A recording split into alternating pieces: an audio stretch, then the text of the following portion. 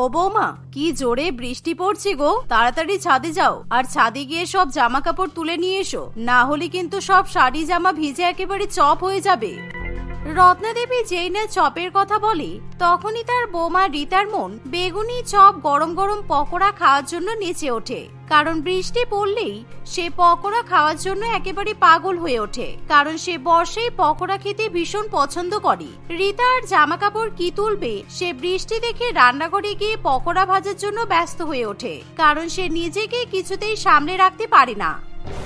মা, ছাদে আপনি গিয়ে জামা কাপড় তুলে নিয়ে আসুন না, আমি রান্নাঘরে গিয়ে আমার আসল কাজ শুরু করে দিই, কারণ এক্ষুনি যদি বৃষ্টি কমে যায় তাহলে আর সেই কাজ করে আমার কোনো লাভ হবে না। বৃষ্টির মধ্যে রান্নাঘরে গিয়ে আবার কি কাজ করবি তুমি? এই তো কিছুক্ষণ আগেই দুপুরবেলা রান্না বান্না করলে, এখন আবার রান্নাঘরে যাবে কেন? কারণ বাবু তো বলেছে রাত্রিবেলা অফিস থেকে ফেরার সময় আমাদের জন্য খাবার কিনে আনবে। উফ মা, আপনি বুঝতে পারছেন না এখন বাইরে ঝমঝম করে বৃষ্টি পড়ছে, মানে আমি রান্নাঘরে গিয়ে এখন গরম গরম তেলে ঝমঝম করে পকোড়া ভাজবো। আলুর পকোড়া, বেগুনের পকোড়া, চিকেনের পকোড়া, চিংড়ি মাছের পকোড়া, তারপরে বৃষ্টির মধ্যে বর্ষাকালে গরম গরম তেলের নরম নরম মুচমুচে পকোড়া খাবো। তোমার কি মাথা খারাপ হয়ে গেছে? তুমি এখন একসঙ্গে এতগুলো পকোড়া ভাজবে কেন? এই নানান রকম পকোড়া করতে গেলে কত তেল খরচ হবে বলো তো? তোমার কোনো ধারণা আছে? শুনুন মা, আমার বর মাস গেলে কিন্তু অনেক টাকা রোজগার করে, সুতরাং পকোড়া খাওয়ার জন্য আপনি কিন্তু তেলের খোঁটা দেবেন না। যদি তেল শেষ হয়ে যায় আমার বর আবার বাজার থেকে তেল কিনে নিয়ে আসবে, কিন্তু আমি বর্ষার মধ্যে পকোড়া খাওয়া ছাড়তে পারবো না। এই বলে রীতা গান গাইতে গাইতে মনের আনন্দে রান্নাঘরে চলে যায় আর একটা গোটা সাদা তেল এবং সর্ষের তেলের প্যাকেট কেটে সেই তেল কড়াইতে ঢেলে ভালো করে তেল গরম করে, আর পাশাপাশি একটা প্লেটে বেগুন, আলু, চিকেন, চিংড়ি মাছ ইত্যাদি নিয়ে তার মধ্যে হলুদ, বেসন, নুন, লঙ্কা মাখিয়ে ভালো করে পকোড়া ভাজতে শুরু করে। আর সেই মুহূর্তে সারা বাড়িতে একেবারে পকোড়ার গন্ধ ছড়িয়ে পড়ে। বাইরে বৃষ্টি যতই জোরালো হতে থাকে ততই রীতার পকোড়া ভাজার তোড় বেড়ে ওঠে। পকোড়া ভাজা হয়ে গেলে সে চা নিয়ে একাই সব পকোড়া খেতে বসে পড়ে। ঠিক এমন সময় পাশের বাড়িতে পল্টু তার মাকে বলে, ও মা, খিদে পেয়েছে, আমাকে বাজার থেকে একটা বার্গার নিয়ে এসে দাও না, আমার ভীষণ খিদে পেয়েছে মা। সেই কখন দুপুরবেলা ভাত খাইয়ে দিয়েছো, এতক্ষণ ধরে না খেয়ে থাকা যায় নাকি? আর বাবা তো অফিস থেকে বৃষ্টির মধ্যে এখনো ফিরতেও পারবে না, তুমি আমাকে পকোড়া বানিয়ে নিয়ে এসে দাও। চুপ কর, এই বৃষ্টির মধ্যে আমি এখন কি করে তোকে বার্গার নিয়ে এসে দেব? বাইরে দেখছিস না মুষলধারে বৃষ্টি হচ্ছে, এখন পেটে দড়ি বেঁধে বসে থাক, আমি তোকে কিছু নিয়ে এসে দিতে পারবো না।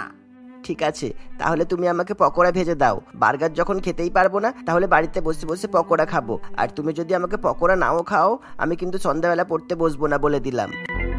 এই বলে পল্টু পকোড়া খাওয়ার জন্য যেতে শুরু করে। তখন পল্টুর মায়েরও আর কিছু করার থাকে না, ফলে তার মাথায় তখন একটা খুব সুন্দর বুদ্ধি আসে। কারণ সে যখন রান্নাঘর পরিষ্কার করে তখন সে পাশের বাড়ির রীতাকে রান্নাঘর থেকে পকোড়া ভাজতে দেখে। আর সেই কারণেই পল্টুর মা বলে, এই শোন পল্টু, তোর যখন পকোড়া খেতে এতই ইচ্ছা করছে তাহলে যা, ছাতা নিয়ে পাশের রীতা কাকিমাদের বাড়িতে চলে যা। তোর রীতা কাকিমা কিন্তু দারুণ পকোড়া বানায়, আর এখন বৃষ্টির মধ্যে তোর কাকিমা পকোড়া ভেজেছে, তাই তোকে পকোড়া খাইয়ে দেবে। আর তাড়াতাড়ি চলে আসবি কিন্তু, কালকে তোর পরীক্ষা আছে, পড়াশোনা করতে হবে। পল্টুর মায়ের কথা শুনে পল্টুর মন একেবারে খুশি হয়ে যায়, কারণ সে ভালো করেই জানে রীতা কাকিমা খুব দারুণ পকোড়া তৈরি করতে পারে। তাই সে আর দেরি না করে মাথায় একটা ছাতা নিয়ে উপস্থিত হয় রীতার বাড়িতে। আর রীতা দরজার কলিং বেল শুনে যখন দেখে যে দরজার বাইরে পল্টু দাঁড়িয়ে আছে তখন সে একটু বিরক্ত বোধ করে, কারণ সে বুঝতেই পারে যে পল্টু আসা মানে এক্ষুনি পকোড়ার ভাগাভাগি হয়ে যাবে। ও কাকিমা, এই বর্ষায় তুমি পকোড়া ভেজেছো, আমাকে পকোড়া খাওয়াবে গো? কাকিমা, তোমার পকোড়া ভাজার গন্ধে আমি আর বাড়িতে টিকতে পারিনি, তাই চলে এসেছি। ওই চলে এসেছে আমার পকোড়ায় ভাগ বসাতে। তোর মাকেও বলিহারি যাই পল্টু, তোকে একটু পকোড়া ভেজে খাওয়াতে পারি না? আমি যে বর্ষার মধ্যে পকোড়া ভেজেছি অমনি তোর মা তোকে এখানে পাঠিয়ে দিয়েছে। আয় চলে আয়। আসুন, বেশি পকোড়া নেই কিন্তু, যে কটা পকোড়া খেতে দেবো সে কটাই খেয়ে চলে যাবি। আচ্ছা ঠিক আছে। আর তারা দুজনে মিলে পকোড়া খেতে শুরু করে। কিন্তু পল্টু যেহেতু বাচ্চা ছেলে তাই সে বেশি বেশি করে পকোড়া খেয়ে নেয়। ও কাকিমা, আমাকে একটু টমেটো সস দাও তো, আর সস দিয়ে পকোড়া খেতে দারুণ লাগে, একেবারে মন ভরে যায়। আর বাড়ি যাওয়ার সময় আমাকে টিফিন ক্যারি করে পকোড়া প্যাক করে দিও। হ্যাঁ রে বদমাই ছেলে, তোকে এখন আমি সস দিয়ে পকোড়া খাওয়াতে বসে আছি, এমনিতে 30টা পকোড়া খেয়ে ফেলেছিস, তারপর আবার বাড়িতে নিয়ে যাওয়ার কথা ভাবছিস? যা এক্ষুনি বাড়িতে যা, অনেক পকোড়া খাওয়া হয়ে গেছে, আমি আর তোকে পকোড়া খাওয়াতে পারবো না। এই বলে রিতা আর পল্টুকে পকোড়া খেতে দেয় না, আর সে বেশি বেশি করে পকোড়া খেতে থাকে। তাই পল্টু আবার ছাতা মাথায় দিয়ে বাড়িতে ফিরে যায়। এত বেশি বেশি পকোড়া খেয়ে রিতার পেট রাত্রিবেলা গ্যাসে ফুলতে শুরু করে, কিন্তু সে ভালো করেই জানে যদি তার শাশুড়ি মা এই ব্যাপারে জানতে পারে তাহলে তাকে দুমুঠো গালাগাল করবে, আর সেই জন্য সে কোনো কথা বলে না। আজকে একটু বেশি পকোড়া খাওয়া হয়ে গেছে, পেটটা কেমন যেন ফুলে গেছে, শরীরের মধ্যে কষ্ট হচ্ছে, কাউকে কিছু বলার দরকার নেই, টুক করে গ্যাসের ওষুধ খেয়ে ঘুমিয়ে পড়ি, কালকে সকালে ঠিক হয়ে যাবে। এই বলে রিতা গ্যাসের ওষুধ খেয়ে ঘুমিয়ে পড়ে। আর পরের দিন সকালবেলা ঘুম থেকে উঠে সে দেখে যে তখনও বৃষ্টি কমেনি, ফলে সে আবার নিজের জন্য পকোড়া ভাজতে শুরু করে। আর পকোড়া ভাজা হয়ে গেলে সে যখন ব্রেকফাস্টে পকোড়া খাবে সেই সময় পল্টুর মা তাদের বাড়িতে আসে। আর রিতা দরজা খুলে দেখে যে এবার পল্টুর মা দরজার সামনে দাঁড়িয়ে আছে। তোমাদের কি ব্যাপার বলো তো? বৃষ্টি হলে মা আর ছেলে মিলে পালা করে আমাদের বাড়িতে পকোড়া খেতে আসছো, তোমরা দুজনে কি আমাকে শান্তিতে পকোড়া খেতে দেবে না? কালকে তোমার ছেলে এসে অর্ধেক পকোড়া খেয়ে চলে গেল, এখন আবার তুমি পকোড়া খেতে এসেছো? আমি তোমাকে আর পকোড়া খাওয়াতে পারবো না, চলে যাও এখান থেকে। আমার বয়েই গেছে রিতা তোমার পকোড়া ভাজা খেতে। কালকে তুমি আমার ছেলেকে কেমন পকোড়া খাইয়েছো যে আমার ছেলেটা শরীর খারাপ করলো, ও আজকে স্কুলে পরীক্ষা দিতে যেতে পারলো না। নিশ্চয়ই তুমি ওকে বাসি পচা তেলে পকোড়া ভেজে খাইয়েছো, তুমি কি করে এমন করতে পারলে রিতা? রিতা পল্টুর মায়ের কথা শুনে ভীষণ পরিমাণে অবাক হয়, কারণ সে বুঝতেই পারে না কিভাবে পল্টুর শরীর খারাপ হতে পারে। তোমার কি মাথা খারাপ হয়ে গেছে? আমি বর্ষাকালে সবসময় ফ্রেশ তেলে পকোড়া ভাজি, আর সেই পকোড়া তেল অন্য কোথাও ব্যবহার করি না। আর তোমার পল্টুর কি এমন শরীর খারাপ হলো যে আজকে ও পরীক্ষা দিতে যেতে পারলো না? আর আমি তো তোমার ছেলেকে যেচে পড়ি বলিনি যে আমার বাড়িতে এসে পকোড়া খেতে? তুমি তো তোমার ছেলেকে পকোড়া খাওয়ানোর জন্য এখানে পাঠিয়েছিলে। আমি কি করে বুঝবো তুমি নোংরা তেলে পকোড়া ভাজো নাকি ফ্রেশ তেলে পকোড়া ভাজো? আমি কি তোমার হাতের পকোড়া খেয়েছি?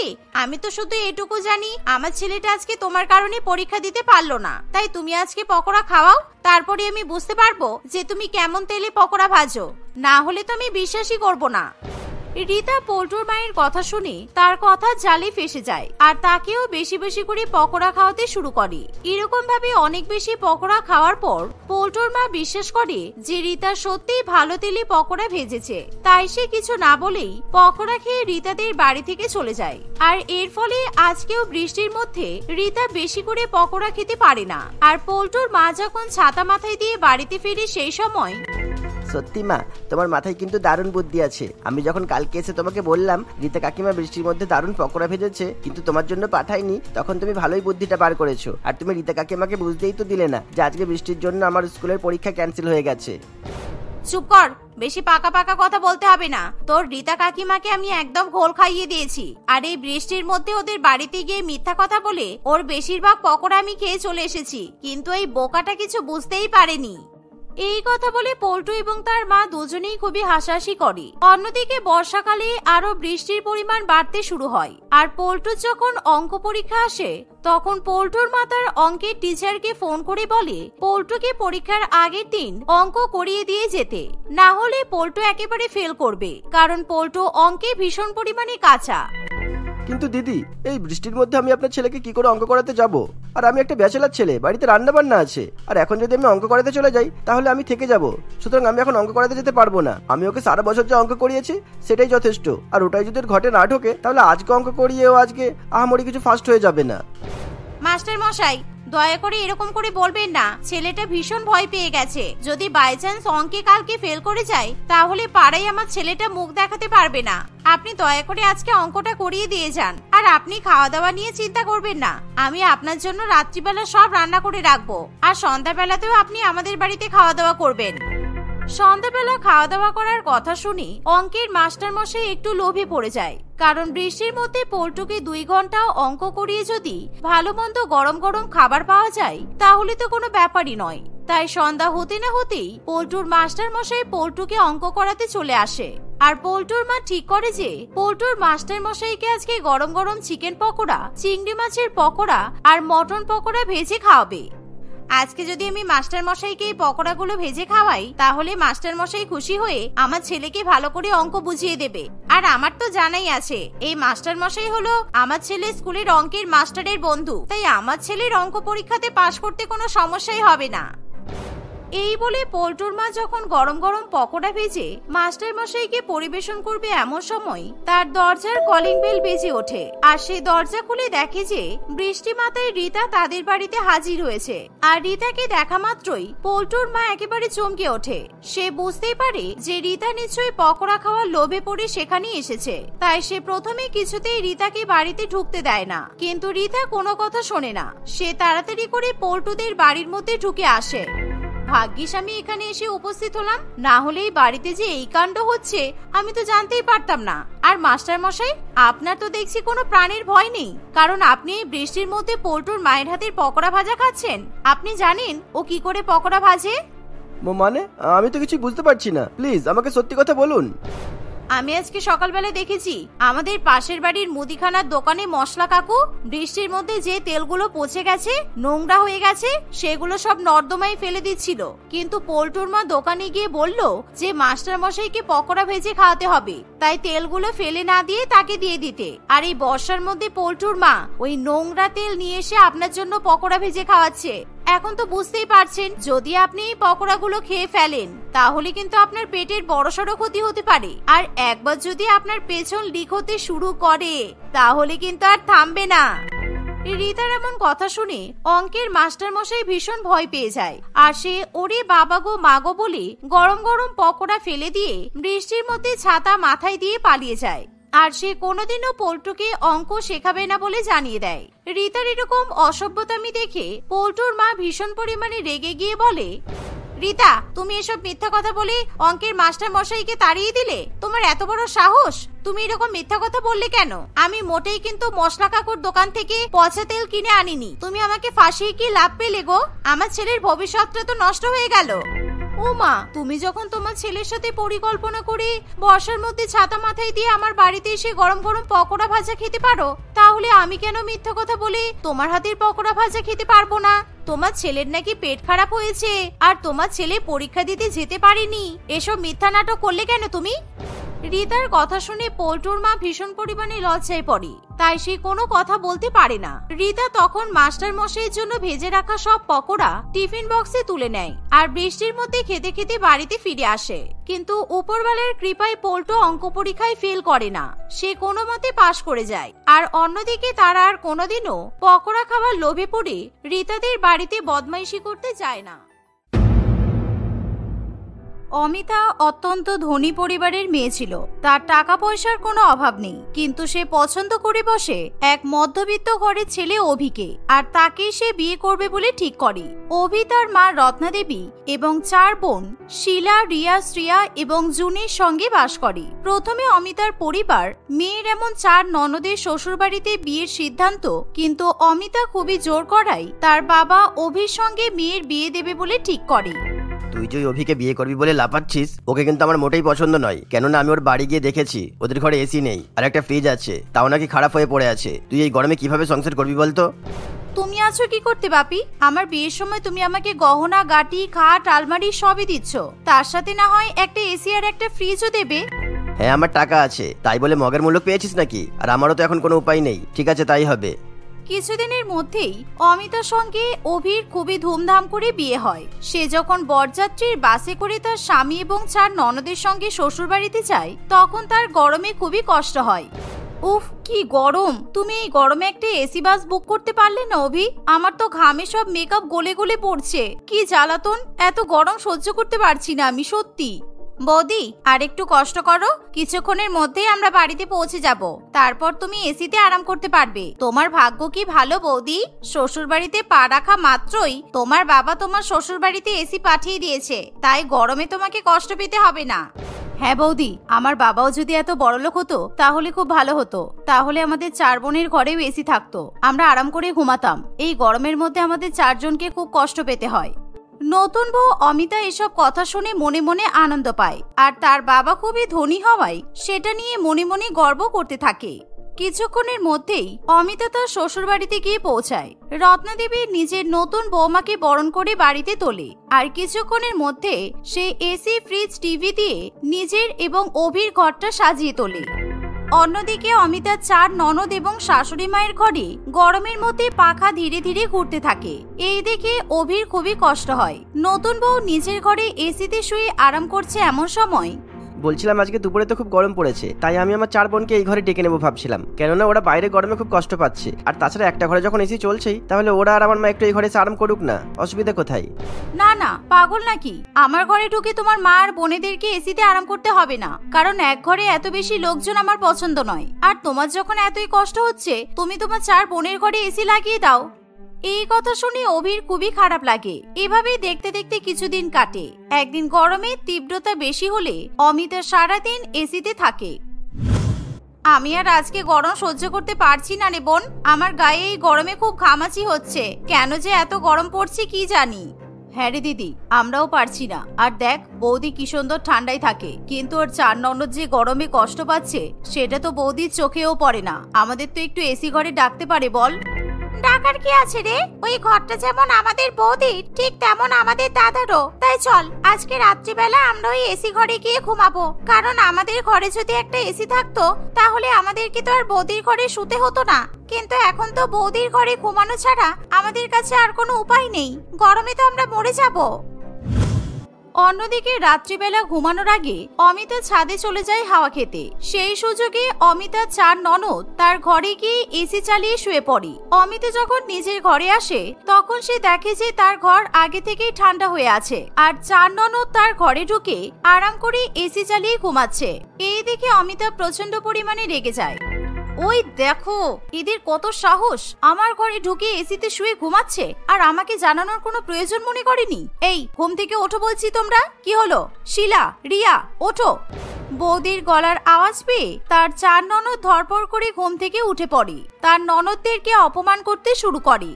তোমরা কি নির্লজ্জ, আমার ঘরে ঢুকে আমার এসিতে শুয়ে পড়ে পড়ে ঘুমাচ্ছ আর আমার অনুমতি নেওয়ার কোনো প্রয়োজন মনে করনি? এরকম আমি ঘরে নেই, চোরের মতো ঘরে ঢুকে এসেছো। বৌদি প্লিজ, আমাদেরকে চোর বলো না তুমি। নিজের বাড়িতে আমার দাদার ঘরে ঢুকে আমরা 4 জন এসিতে ঘুমিয়েছি, একে চুরি করা বলে না। আর সব সময় তোমার জন্য আমরা 4 জন যে বাড়ির কাজ করি, আর তুমি নতুন বউ হয়েও তো কোনো কাজ করো না, রান্না বান্না করো না। তোমার হয়ে তো আমরা সব কাজ করে দিই বলো তার বেলা। এসব কথা শুনে অমিতা সহ্য করতে পারে না, তাই সে তখনই তার ননদদেরকে এসি ঘর থেকে বাইরে বের করে দেয়। বৌদির কাছ থেকে এরকম অপমানিত হওয়ার পর 4 ননদ সেদিনই সিদ্ধান্ত নেয় এই গরমের মধ্যে তারা নিজেদের ঘরে এসি কিনেই ছাড়বে। এভাবেই দেখতে দেখতে কিছুদিন কাটে। একদিন সকালবেলা অমিতার 4 ননদ যখন বাইরে বেরোবে সেই সময়, কি ব্যাপার, সকলে উঠেই এই গরমে 4 শ্রীদেবী কোথায় চললে? বাড়ির রান্না কে করবে? আমি কিন্তু তোমাদের রাবণের গোষ্ঠীর জন্য রান্না করতে পারবো না। বৌদি, আমরা এসি কিনতে যাচ্ছি, তাই তুমি তোমার রান্না আর দাদার খাওয়ার ব্যবস্থা করে নিও। আমরা 4 জন বাইরে থেকে খেয়ে আসবো, আর মায়ের খাবারও নিয়ে আসবো। নিজের ননদের মুখে এসি কিনতে যাওয়ার কথা শুনে অমিতা হিংসায় জ্বলে ওঠে। সে মোটেই বিষয়টা পছন্দ করতে পারে না। এসি কিনবে মানে? তোমরা 4 জন তো 1 টাকাও ইনকাম করো না, এসি কিনবে কি করে তোমরা? তোমরা মনে হয় জানো না এসির দাম এখন 60,000 টাকা। আর যদি ধার দেনা করে কিনেও ফেলো তোমরা, তাহলে ইলেকট্রিক বিল কে দেবে? এসি তো আর জলে চলবে না, তাই না? আমরা 4 বোন নিজেদের জমানো টাকা দিয়ে এসি কিনবো, আর এখন সোনিকের এসির দোকানে 15% ছাড় দিচ্ছে, অফার চলছে। আমরা তাই ওই দোকান থেকে এসি কিনতে যাচ্ছি। এই বলে 4 ননদ এসি কিনতে চলে যায়, কিন্তু সেই দোকানের মালিক কিছুতেই 4 বোনকে এসি বিক্রি করতে চায় না। আমার কিছু করার নেই, আমি আপনাদের এসি বিক্রি করতে পারবো না, কেননা আপনাদের মাসিক রোজগারের তো কোনো ভরসা নেই। আপনাদের ফাইল আমি ঘেটে দেখেছি। দেখুন দাদা, আমরা ইএমআই তে এসিটা কিনতে চাই। আমাদের কাছে এখন 15,000 টাকা আছে, বাকি টাকাগুলো আমরা মাসে মাসে দেব। এই গরমে আমরা 4 জন এসি না কিনতে পারলে মারা যাবো। এখান থেকে গিয়ে অন্য দোকানে দেখুন, হয়তো আপনাদেরকে এসি দিতেও পারে। পকেটে রোজগার নেই, এসি কিনতে এসেছে। এই বলে সুশান্ত 4 বোনকে দোকান থেকে বের করে দেয়। আসলে সেই দোকানের মালিক ছিল অমিতারই কলেজের বন্ধু। অমিতা যখন জানতে পারে যে তার 4 ননদ সোনিক দোকান থেকে এসি কিনতে যাবে, তখনই অমিতা সুশান্তকে ফোন করে। শোন সুশান্ত, কিছুক্ষণের মধ্যে আমার 4 ননদ এসি কিনতে যাবে, তোর দোকানেই যাবে। তাই তুই ওদেরকে একেবারে এসি বিক্রি করবি না, ঠিক আছে? তুই ওদের ঘাট ধাক্কা দিয়ে ওখান থেকে বের করে দিবি। আরে তুই চিন্তা করিস না, তোর বাবা আমার এই দোকান খুলতে অনেক সাহায্য করেছিল, আর তুই এখন আমায় একটা কথা বললি আর আমি সেটা রাখবো না, এটা হয়? সেই জন্য সুশান্ত অমিতার 4 ননদকে এসি বিক্রি করে না। তাই অমিতার 4 ননদ গরমের মধ্যে মুখ শুকিয়ে বাড়িতে ফিরে আসে। আর তখন অমিতা তার 4 ননদকে কথা শোনাতে শুরু করে।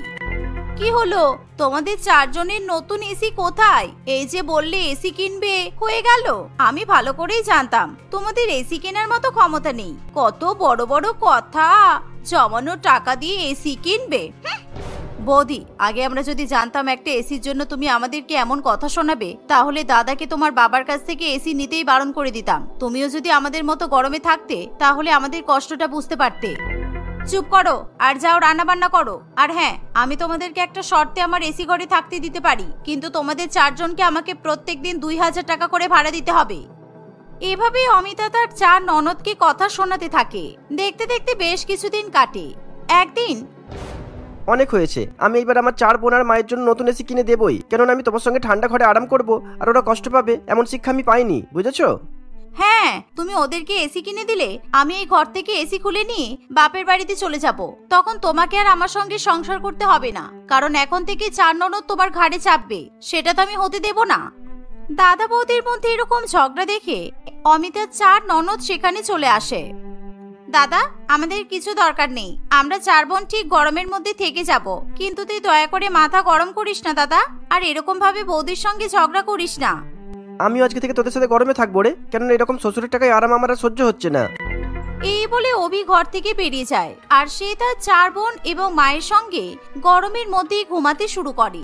অন্যদিকে অভির বড়লোক বউ একা রাজরানীর মতো এসি চালিয়ে ঠান্ডা ঘরে ঘুমায়। এভাবেই দেখতে দেখতে কিছুদিন কাটে। একদিন খুব গরমে অমিতা সারাদিন এসি চালায়। এর ফলে হঠাৎ করে এসি থেকে একটা তার খুলে যায়, আর সেই তার থেকে গ্যাস লিক হতে শুরু করে, আর যেটা অমিতা বুঝতেও পারে না। আজকে আমি ঘরে একটা সেন্টেড মোমবাতি জ্বালিয়ে ঘুমাবো, যাতে আমার ঠান্ডা ঘরে খুব সুন্দর গন্ধ ছড়িয়ে পড়ে আর আমি আরাম করে ঘুমাতে পারি। অমিতা যেমন ভাবা তেমনই কাজ।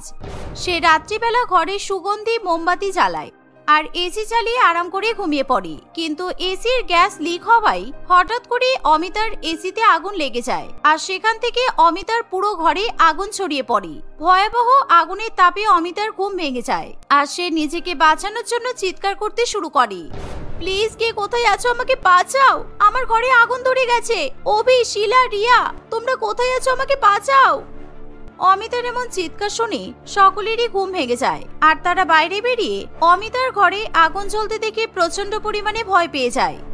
এ কি দাদা, তোর ঘরে আগুন লেগে গেছে? বৌদি তো এই ঘরে একা ঘুমিয়েছিল, আমাদের এক্ষুনি বৌদিকে বাঁচাতে হবে। কিন্তু এই ঘর তো দাউ দাউ করে জ্বলছে, কি হবে এইবার?